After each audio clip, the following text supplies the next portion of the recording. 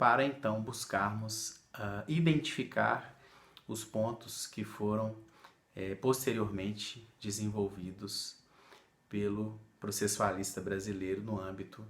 de sua teoria neoinstitucionalista. Bem, para tratarmos do termo sujeito, da noção do termo sujeito no processo, na ciência processual, é importante, recapitulando e recuperando uma temática que aqui foi dita, é que a filosofia, até a chamada filosofia da consciência, limitou o seu espectro de alcance epistemológico, né? Limitou o seu ângulo de cogitações à noção do corpo biológico, né? Daí Rosemiro então identificar essa tratativa como vinculada ao sujeito natural. A psicanálise, por sua vez, avançou, né, para além do biológico, mas estabeleceu um limite de cogitações no plano social, né, inserindo o sujeito ora na família, ora no mundo do trabalho, né, para Rosemiro, então, identificando a noção de sujeito individual, mas então faltava para o autor uma cogitação que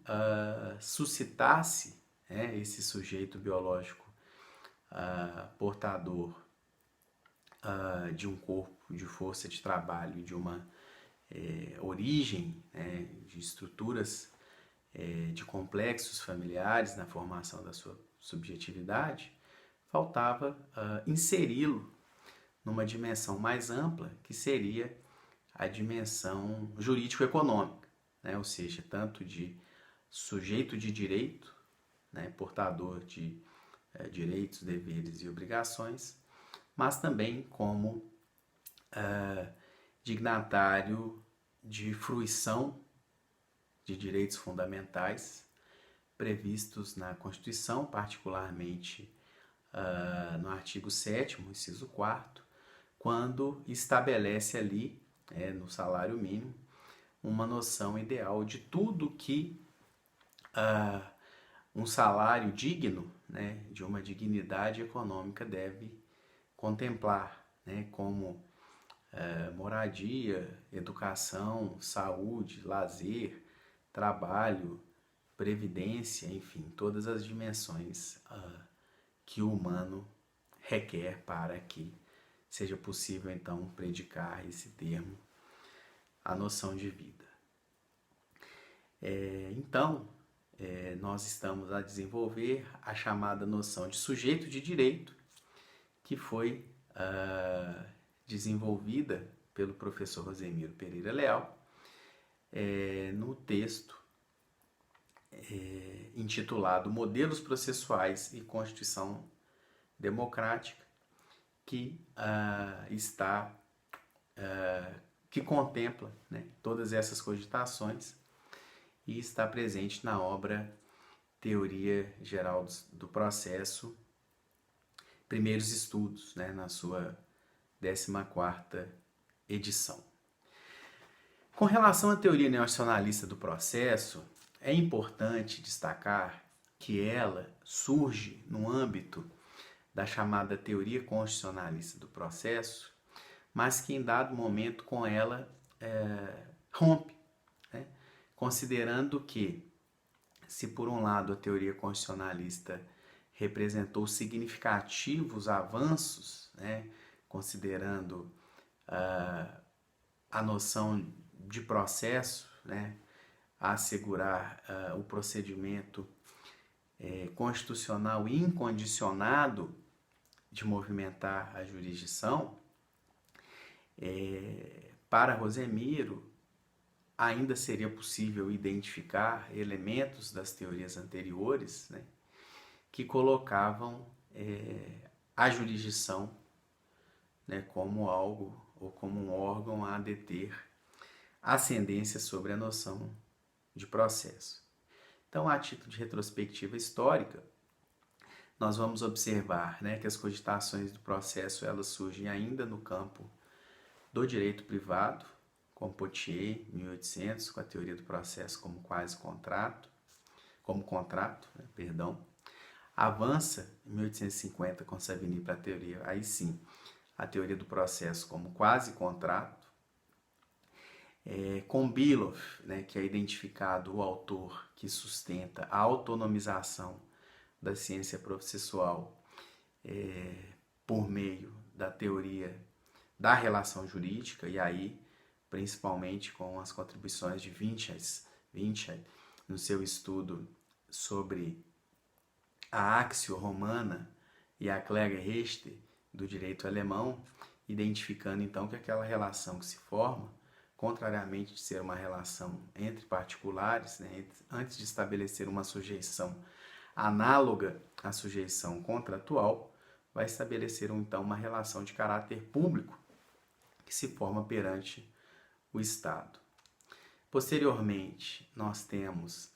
em 1925 o surgimento da chamada teoria do processo como situação jurídica de Gottman, que vai então redimensionar a percepção do processo para além daquela que via a ascendência do juiz e também do autor sobre o réu, e focalizar, né, que essa relação ela tem como característica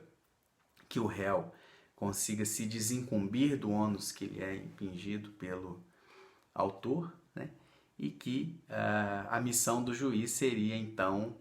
assegurar a imprevisibilidade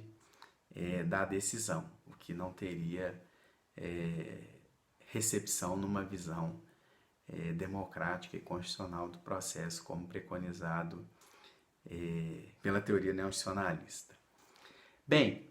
posteriormente nós vamos observar o surgimento da teoria institucional ou institucionalista de Jaime Guasp, que considera a possibilidade de afetação de uma dimensão social no campo da formação do procedimento e das decisões, né? Ou seja, o processo como uma instituição de caráter sociológico, que por sua vez também não acolhe o pleito de cientificidade hoje requerido, né, das ciências sociais aplicadas e particularmente do processo. E aí, em 1970, é possível observar uma viravolta relevantíssima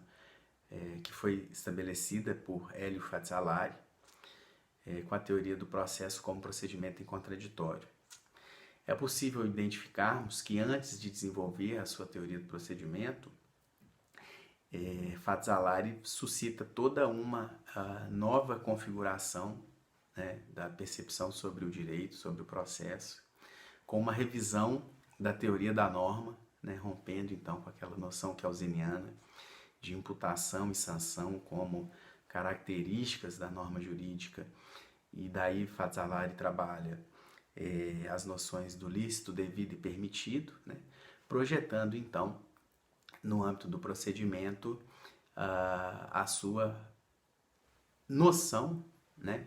de situação jurídica processual, que é evidenciada por meio da noção de situação subjetiva composta, né? Ou seja, ele vai mostrar, para além de uma visão estanque estabelecida por meio do processo como relação jurídica entre juiz, autor e réu, que as partes, os sujeitos processuais, ora reivindicam, ora suportam, ora fiscalizam, ora desincumbem-se de ônus, e daí a decisão, né, passa a ser então a resultante do estabelecimento dinâmico de toda a movimentação, de toda a dinâmica procedimental no âmbito dos atos processuais, né, como manifestação dessa situação polivalente no âmbito dos sujeitos. Em 1984, né, nós temos um relevante avanço no âmbito da constitucionalização do processo, principalmente com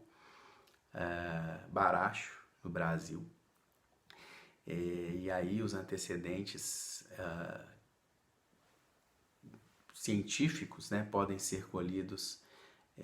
no México, com Fix Amúdio, também no Uruguai, com Couturi, sendo que, acolhendo as noções de desses autores, Baracho então vai desenvolver uma relevante contribuição, né, no plano constitucionalista, sendo que posteriormente vários autores, principalmente como Andolino e Vieira, vão desenvolver uma noção constitucionalizada de um modelo de processo. Bem, mas em 1999 surge então a teoria neoconstitucionalista, que vai permitir uma ampliação epistemológica no âmbito da ciência processual, porque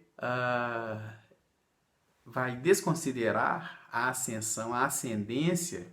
da jurisdição sobre o processo, bem como qualquer ascendência do autor sobre o réu, ou vice-versa. Para a teoria neoconstitucionalista, professor Rosemiro Pereira Leal, o processo como um conjunto de teorias passa a ser o eixo gestativo, né? Passa a ser o elemento que vai enuclear o sistema jurídico por meio da criação, da aplicação e da fiscalização das leis, né? Fiscalização essa que pode gerar a sua alteração ou mesmo a sua substituição com uma aplicação da chamada lógica situacional de Popper. É interessante nós observarmos que a ampliação realizada pelo professor Rosemiro Pereira Leal guarda vizinhança com o que fez Lacan na psicanálise para revisitar Freud, né? Assim como Lacan aglutina um conjunto de saberes e de temas específicos em ramos do saber, Rosemiro Pereira Leal traz para o estudo do processo conhecimentos científicos como lógica, psicanálise, filosofia, linguística e também busca dar densidade a ramos do direito que até então remanesciam ignorados, né, nas cogitações jurídicas, como, por exemplo, o direito econômico, né, que funda na sua teoria a noção de eficiência sistêmica, né, que, em linhas gerais, traz a necessidade de manter-se um equilíbrio econômico na aplicação do direito, né, sempre que, em um primeiro momento, a aplicação de uma decisão pode gerar a chamada perda sistêmica, né, ou seja, em outra vertente, o sistema econômico processual precisa então assegurar essa possibilidade de recomposição econômica. Bem, ainda é possível identificarmos que o processo é visto como uma instituição jurídico-linguístico-autocrítica, né? Ou seja, o processo é uma manifestação do direito ou da ciência processual. O processo se estabelece por meio de uma teoria linguística, né, que não se confunde com uma teoria da linguagem, né, no âmbito do plano agórico, né, ou seja, de uma multidão de falantes sem uma prévia demarcação de teorias, né, e também é uma instituição autocrítica, né, que quer dizer que ele permite essa fiscalidade, né, e o que vai evidenciar também a aproximação da teoria neoconstitucionalista com o racionalismo crítico de Popper, com a noção de metalinguagem, né, que por sua vez não é acolhida por Jacques Lacan na psicanálise, que entende que a linguagem é uma só, ou seja, Lacan não considera a noção de uma revisão no plano de uma teoria mais suficiente, mais abarcante do que a outra, negando então o que Cornelius Castoriadis vai chamar de ascensão semântica